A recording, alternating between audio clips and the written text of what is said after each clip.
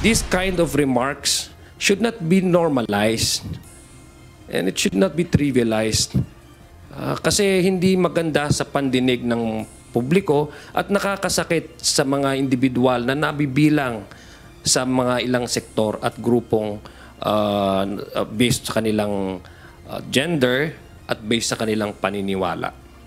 Nadaragdagan ang bilang ng mga kandidato sa 2025 midterm elections na nabibigyan ng show cause order ng Commission on Elections o COMELEC dahil sa kontrobersyal nilang pahayag laban sa kababaihan at iba pang partikular na sektor ng lipunan.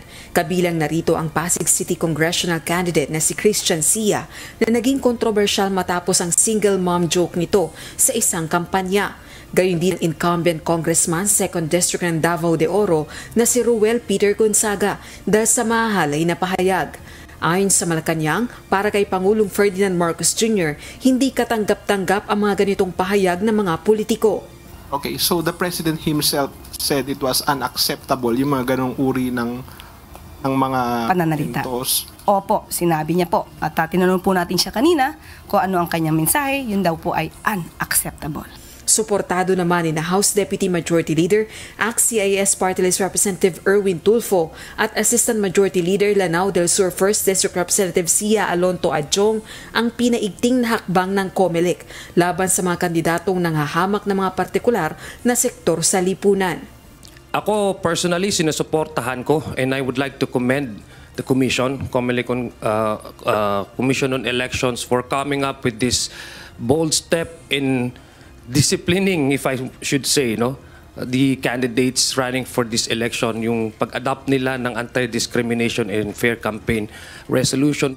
Hindi maganda kung nagpapatawa sila. It's not kasi hindi lang naman puro matured ang mga nakikinig sa atin sa paligid. Kita mo naman may mga bata, di ba? Pag nakita ng mga bata, yun ba dapat ang asal ng politiko? I don't think. Kahit na biro, hindi magandang biro Dito sa Kamara, nais nang paimbestigahan kung papaano ba ipinatutupad ng mga kinauukulang ahensya ng pamahalaan ang Safe Spaces Act o kilala rin sa tawag na Bawal ang Bastos Law.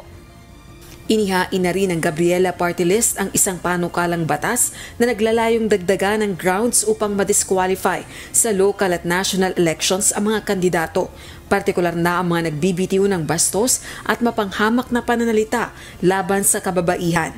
Rosa Licoz, UNTV News and Rescue.